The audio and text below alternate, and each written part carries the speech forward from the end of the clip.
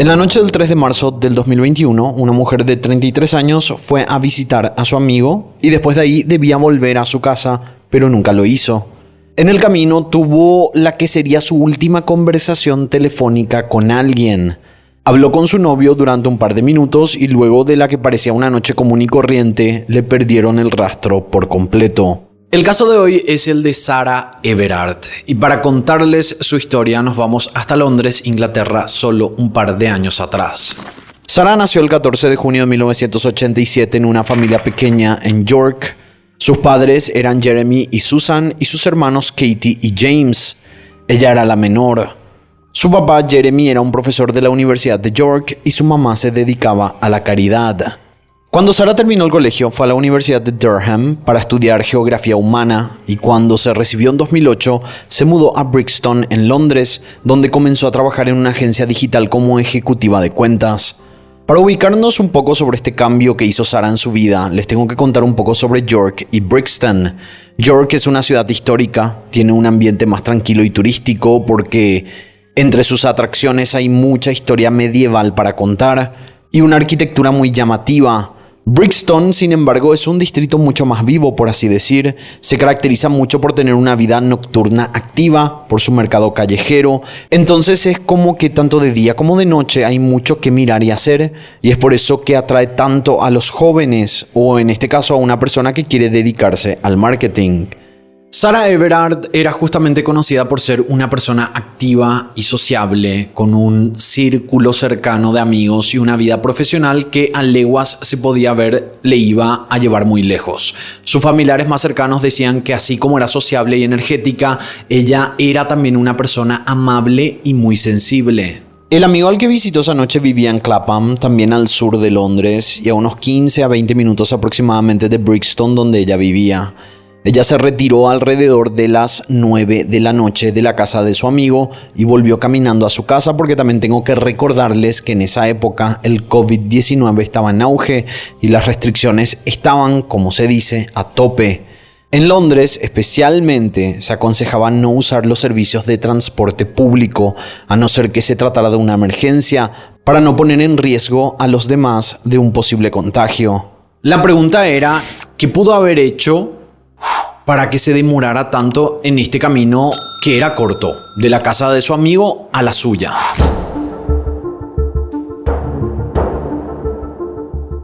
Ya habían pasado 4 días desde la última vez que sus seres queridos supieron algo de Sarah. Ella solía comunicarse a menudo, no solo con su novio Josh, sino que también con amigos y familiares. Por eso a todos les pareció muy raro que no volvieran a recibir un mensaje ni una llamada suya.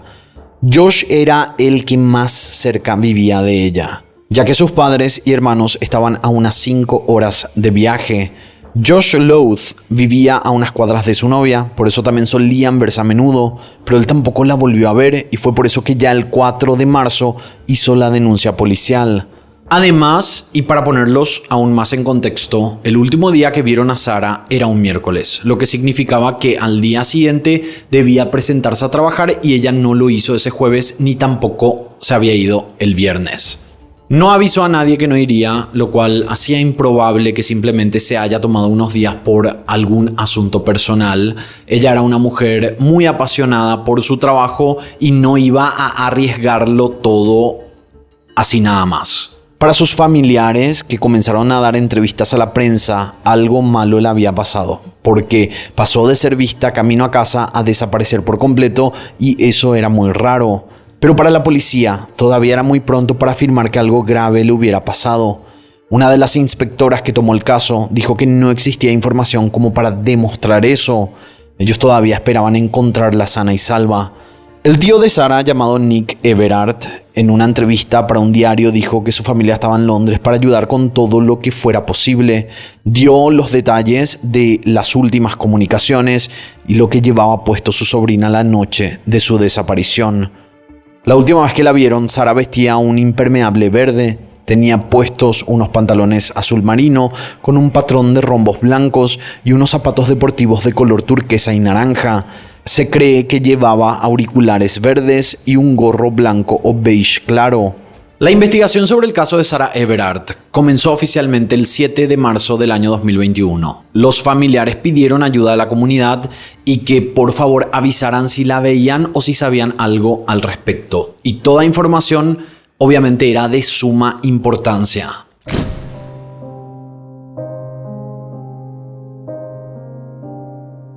Los investigadores tuvieron que seguir los pasos de Sarah para ver si encontraban algo sospechoso en ese camino.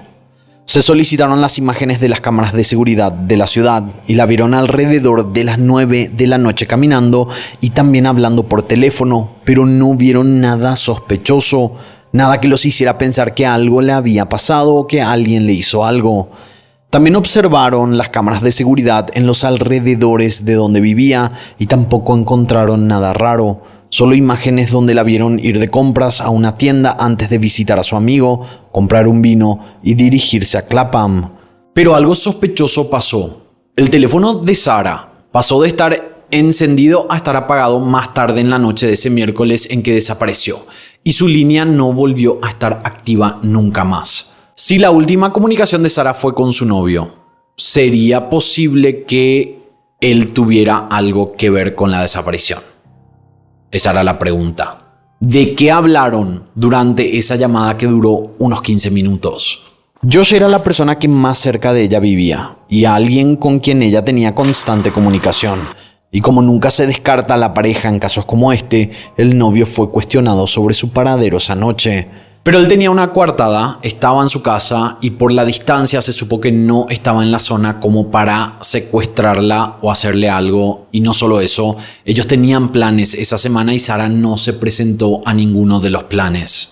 Fue por eso que, como les conté, Josh informó a la policía sobre su desaparición y lo hizo al día siguiente en horas de la noche. Como todavía era temprano, entre comillas, para asumir algo malo, se esperó un par de días más hasta que finalmente se comenzó la investigación sobre su desaparición. Cuando ya pasaron 5 días de no tener pista alguna sobre Sarah, la policía de Londres estaba barajando la posibilidad de que algo le pudo ocurrir en el camino.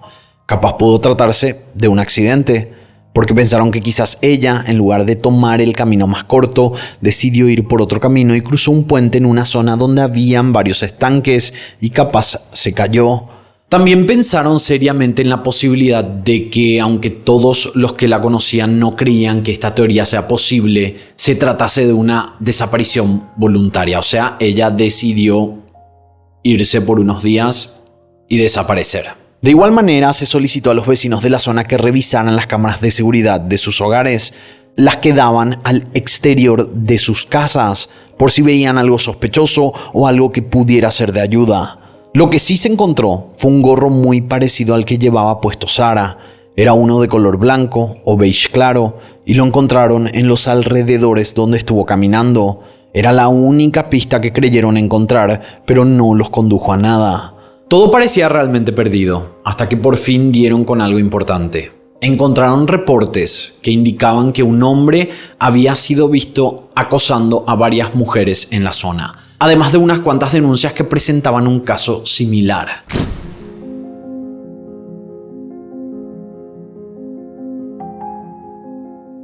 Volvamos un par de meses antes de la desaparición de Sarah Everard.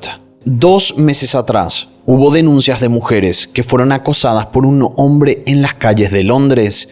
Muchos de estos casos ocurrieron en la calle Hytethorpe, a tan solo 800 metros de la calle donde Sarah desapareció.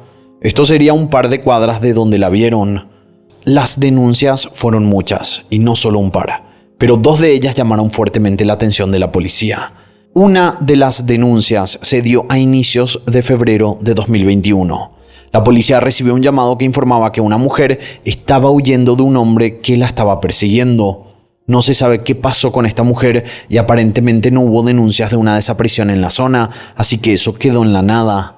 La otra denuncia ocurrió tan solo 3 semanas antes de la desaparición de Sarah. Fue de una menor de 14 años que dijo que un hombre la estaba persiguiendo a bordo de una van. Ninguno de estos casos terminó en algo grave como un abuso o desaparición, pero hizo que saltaran las alertas sobre un hombre que podría estar buscando a una víctima y que hasta ese momento no la hubiera conseguido. Con respecto a este hombre misterioso, Había testigos que afirmaron ver a alguien siguiendo a otras mujeres, pero no se pudo atrapar a una persona en concreto. Así que muy probablemente pudo haber estado de cacería todavía. Este tipo de hombres son considerados depredadores al acecho. Y era evidente que él tenía como objetivo encontrar a una mujer, a alguien del sexo femenino, independientemente de si era menor o no. Esta hipótesis del acosador de mujeres se incrementó cuando apareció una nueva víctima. En su declaración, la mujer mencionó que estaba caminando tranquilamente cuando un hombre se le puso enfrente y le mostró sus partes íntimas, nuevamente en la zona donde ocurrió la desaparición. Esta mujer declaró que no hizo la denuncia porque simplemente le pareció que se trataba de un pervertido hasta que vio la noticia de Sarah y decidió contar su historia.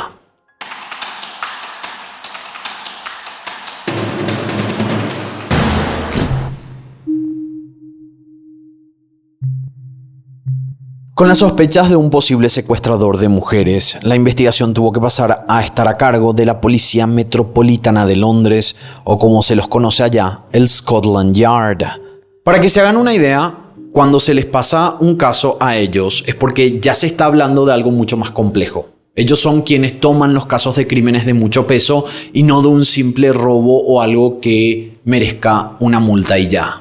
El Scotland Yard también es algo que te va a sonar muy familiar si alguna vez leíste historias de Agatha Christie o Sherlock Holmes, porque eran parte importante cuando se trataba de abordar un crimen.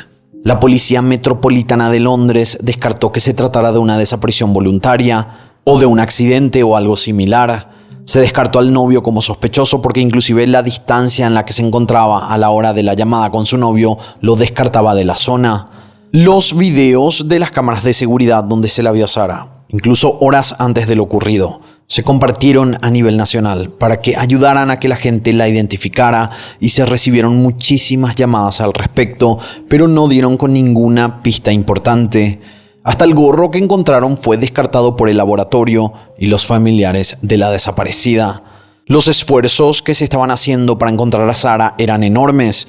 La policía visitó más de 750 propiedades de los alrededores. Fueron puerta por puerta buscando información sobre ella. La familia, que ya se encontraba en Brixton, y amigos de Sarah también hicieron búsquedas recorriendo el camino que pudo haber tomado la noche del 3 de marzo.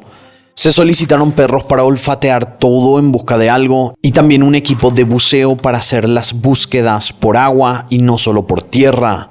Esto más que nada porque en la zona de Clapham, donde vivía el amigo de Sarah, había varios estanques y se sospechaba que capaz, si alguien le hizo daño y le quitó la vida, muy probablemente se deshicieron de ella tirándola al agua. Luego de tanto buscar y no dar con nada, pasó algo que dio vuelta la página. Un video de cámara de seguridad de un transporte público fue entregado a la policía. Cuando el video llegó a manos de los investigadores, vieron que Sarah estuvo hablando con una persona la noche de su desaparición. Al parecer alguien la detuvo para preguntarle algo y en esa misma escena había un vehículo. Este automóvil era un Vauxhall Astra de color blanco. Las imágenes de este video correspondían a las 9:35 de la noche aproximadamente y ubicaban a Sarah en la zona de Poinders Road. Esta segunda persona que la acompañaba estaba de pie junto a un vehículo que estaba estacionado con las luces de emergencia encendidas. Un segundo video captado por otra de las cámaras del bus mostró el vehículo desde otro ángulo y en estas imágenes ya se pudo ver la matrícula del Vauxhall Astra con mucha claridad y así pudieron analizar a nombre de quién figuraba en la base de datos. Conociendo la zona donde Sarah fue vista, se solicitaron más videos de cámaras de seguridad. Fue entonces cuando vieron una imagen que estremeció a todos.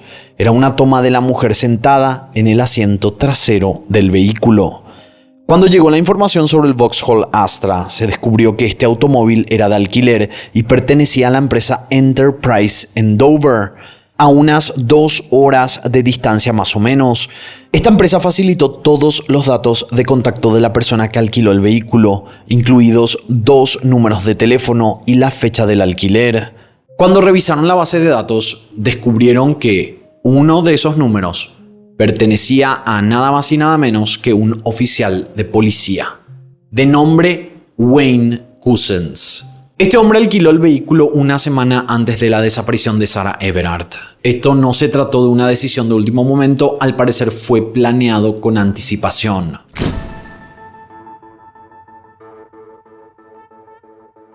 El 9 de marzo, la policía metropolitana se dirigió a la casa donde vivía Wayne Couzens en Kent. Wayne era un agente de 48 años que trabajaba en la unidad de protección parlamentaria y diplomática y era además un hombre casado y padre de familia. Durante la visita, los policías portaban cámaras corporales, lo que permitió grabar el momento en el que le preguntaron a Wayne sobre Sarah Everard. Los agentes tenían la esperanza de que la mujer que desapareció pudiera estar viva y que el que ahora era su sospechoso pudiera decirles dónde estaba y por qué fue vista por última vez hablando con él y posteriormente en imágenes dentro de su vehículo. Cuando le mostraron la fotografía de Sarah, Wayne negó conocerla,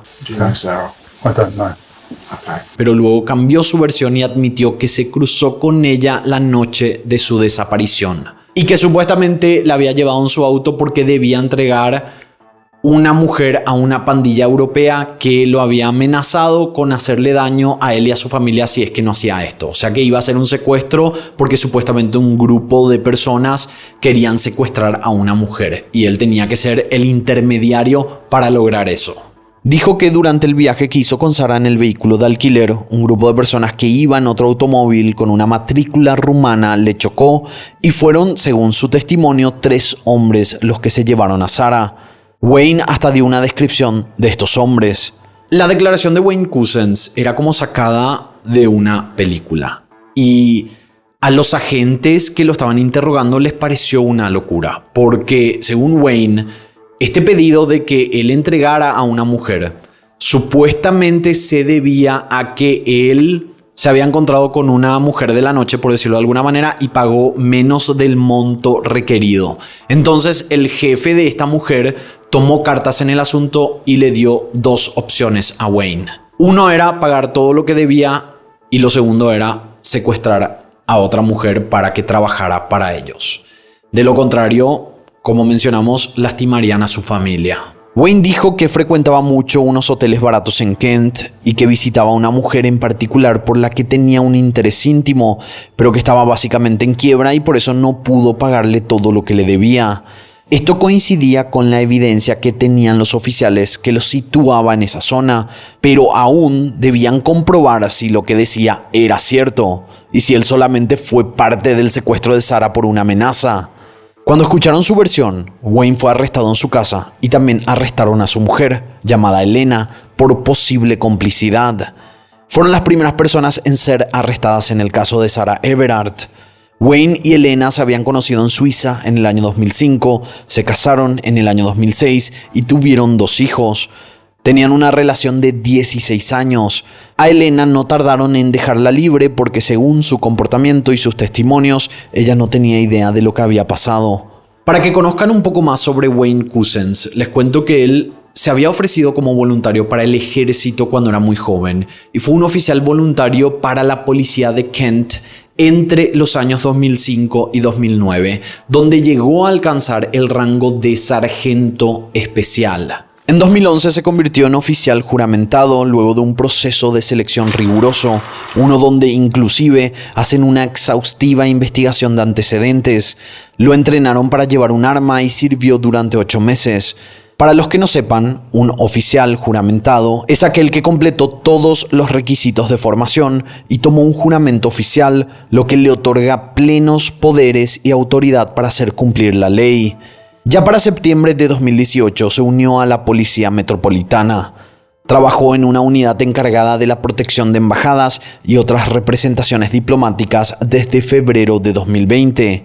No era un policía más del montón, tenía muchísimas responsabilidades y un puesto muy importante. Luego de su arresto, la policía registró su casa y los alrededores. También investigaron sus registros telefónicos y sus últimos movimientos durante los días previos. Se descubrió que 40 minutos antes de la llegada de la policía a su casa para arrestarlo, Wayne borró un montón de archivos de su celular, más que nada datos sobre sus últimas localizaciones. No encontraron nada sospechoso en su casa ni en los alrededores. Pero acá se viene lo más impactante de todo. Encontraron restos de sangre y líquido blanco. Ya saben a qué me refiero cuando digo líquido blanco.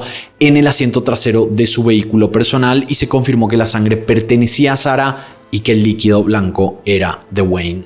También se encontró un preservativo aún sin usar, unas correas de velcro, la tarjeta SIM de Sarah que estaba rota, lubricante, guantes de plástico, un cuchillo, gomas para atar el cabello y una linterna de cabeza. Con toda esta evidencia, la policía cambió los cargos de Wayne de posible sospechoso de secuestro a posible sospechoso de un homicidio. Y de ahí todo lo que se descubrió fue simplemente terrorífico.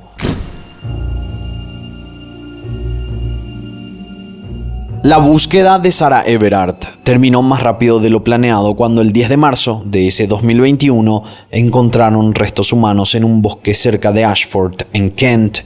El cuerpo estaba dentro de una bolsa de construcción y le habían prendido fuego para tratar de que no pudiera ser reconocido. Pero posteriormente se confirmó que los restos pertenecían a Sarah gracias a los registros dentales.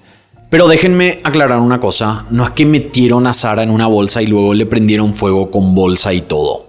Eso no fue así. Al parecer a Sarah la metieron dentro de una especie de refrigerador y allí dentro le prendieron fuego como para contener el fuego y que no se esparciera por todo el bosque. Y luego sacaron sus restos y lo metieron dentro de la bolsa de construcción. Este refrigerador se encontró en el área y tenía rastros de quemaduras, por eso se asumió que así fue como le prendieron fuego luego de asfixiarla. No se encontraron restos de ropa en la bolsa. Y este es un detalle muy importante. A 100 metros de donde encontraron a Sarah se encontraba la parcela que Wayne y su esposa Elena compraron en el año 2019. En este punto estaba todo dicho. Todo apuntaba a Wayne. Cuando le realizaron la autopsia, y según las pistas que encontraron en el auto de Wayne, se llegó a la conclusión que Sarah fue abusada, golpeada y que sufrió de muerte por asfixia. En el cuerpo de Sarah todavía se encontraba su collar y uno de sus aros. Cousins fue acusado formalmente del secuestro y asesinato ese mismo día. Haciendo una recapitulación de la información que juntó la policía contra Wayne, se pudo reconstruir sus últimos movimientos antes y después del secuestro y asesinato de Sarah. Un mes antes, en febrero, Wayne había recorrido Londres, y esto para familiarizarse con la zona, y utilizaba su uniforme de policía aun cuando no estaba en horas laborales. Él había comprado por Amazon unas esposas como para no tener que utilizarlas del trabajo y un set de gomas para atar el cabello, y les juro que no tengo idea de por qué había comprado esto. No hay ninguna explicación de por qué él tenía esto y lo había llevado al momento del secuestro de Sarah Everard. El 28 de febrero, el oficial de policía completó todo el papeleo del alquiler de un automóvil y ese mismo día compró un rollo de cinta adhesiva especial que era de fuerte adhesión. A la noche fue a un restaurante de comida rápida donde fue acusado de exposición indecente. Pero nada pasó. No lo arrestaron ni le hicieron nada. El 1 de marzo recogió el vehículo de alquiler. Esto fue un día antes de la que sería una jornada de 12 horas de trabajo para él desde las 7 p.m. hasta las 7 de la mañana del día siguiente, día en el que Sarah desapareció. Wayne finalizó su turno laboral y fue hasta su casa en su vehículo personal. En horas de la tarde fue a recoger el vehículo que alquiló y a la noche fue cuando estuvo al acecho por una víctima con la que desahogaría su instinto animal.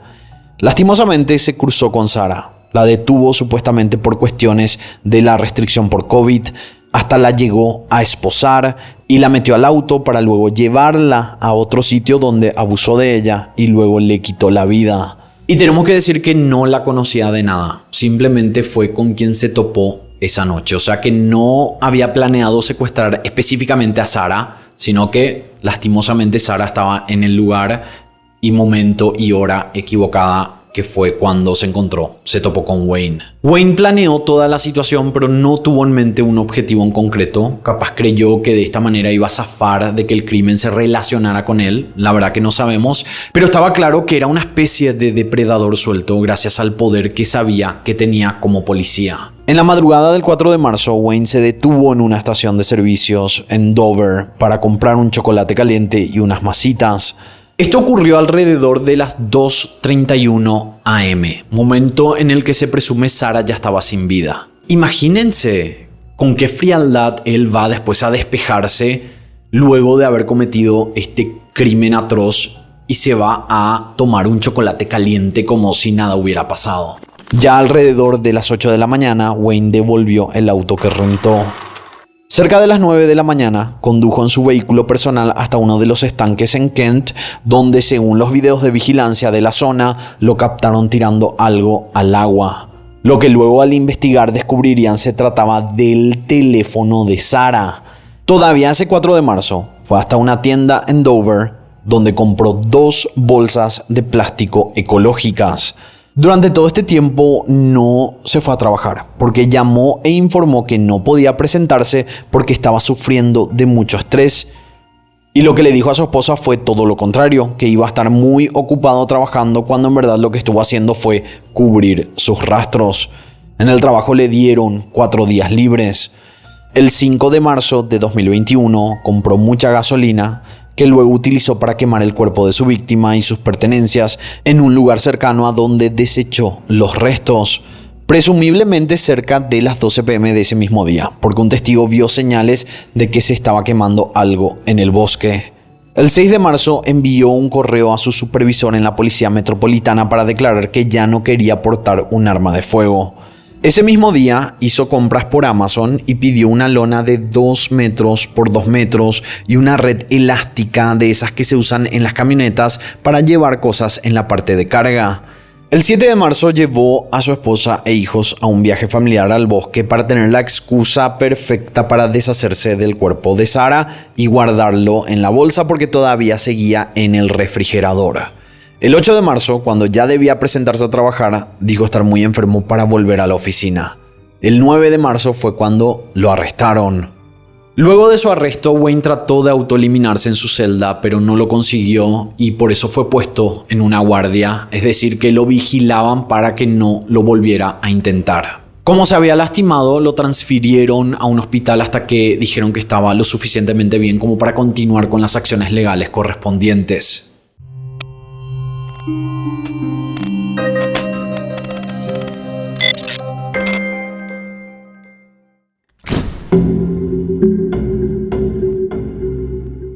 El juicio de Wayne estaba fijado para octubre de 2021, por lo que tuvo que pasar unos meses tras las rejas. Y lo curioso, y hasta se podría decir totalmente fuera de lugar, fue que aún estando acusado de cargos tan graves como los suyos, siguió cobrando su sueldo todo ese tiempo. Realmente este tipo de situaciones se habrá sentido como un golpe en la cara para la familia y para todos los seres queridos de Sarah. Y también para la mismísima comunidad. Cuando se llevó a cabo el juicio de Wayne Couzens, que se hizo a través de la plataforma Zoom, se reveló que utilizó su posición como oficial de policía para detener a Sarah bajo falsos pretextos relacionados con las restricciones del COVID-19. Esto no hizo más que demostrar su abuso de poder y contribuyó fuertemente a su condena. Él se declaró culpable y fue recién ahí cuando el departamento de policía lo había despedido. Así como escucharon. Recién cuando él se declaró como culpable, lo sacaron. Él seguía cobrando el sueldo y es este tipo de cosas que no se pueden creer con este tipo de casos. Se demostró también que utilizó su cinturón policial para quitarle la vida a Sarah y luego intentó ocultar su crimen quemando su cuerpo. Con respecto a los abusos, se supo que Sarah no fue la primera ni la última víctima. Salieron a la luz varios registros terribles en contra de Couzens desde 1995 y esto comprendía prácticamente una década. En uno de estos, la denuncia hacia Wayne fue porque le sacó un cuchillo a una mujer y quiso obligarla a que fuera a otro sitio con él. Podemos presumir qué es lo que quería hacerle y muy probablemente no vamos a fallar en adivinar. Pero este no era el único reporte en su contra, porque con los años siguió pasando en 2005, 2008 y en 2015, donde mostró sus partes privadas a una mujer. Cosa que volvió a hacer en un restaurante de comida rápida solo 3 días antes de la desaparición de Sarah. Pero nada de esto le impidió hacer su carrera como policía en 2018, lo cual es simplemente sorprendente.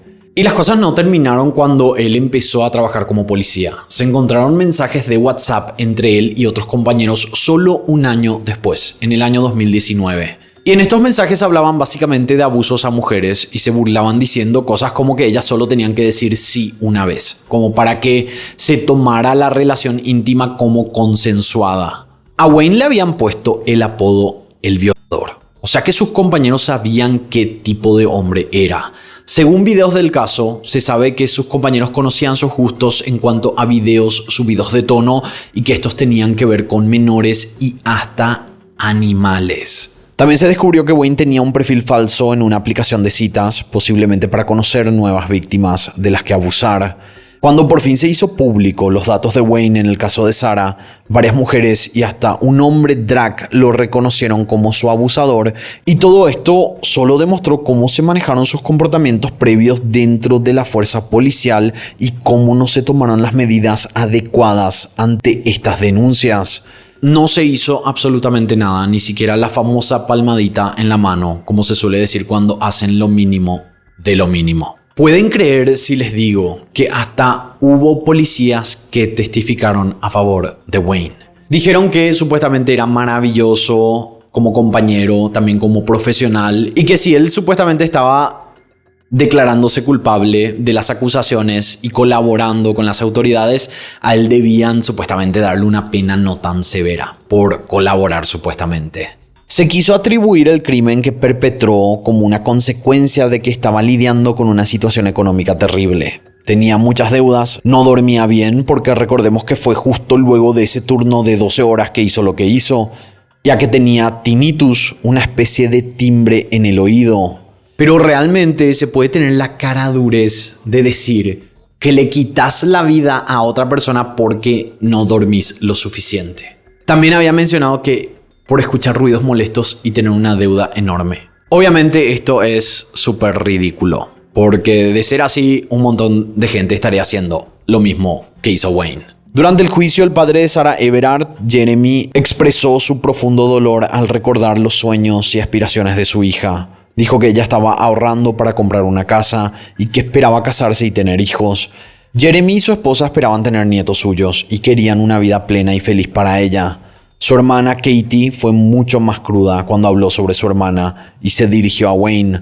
Habló de que se deshizo de ella como si fuera basura, siendo que para ellos era su todo.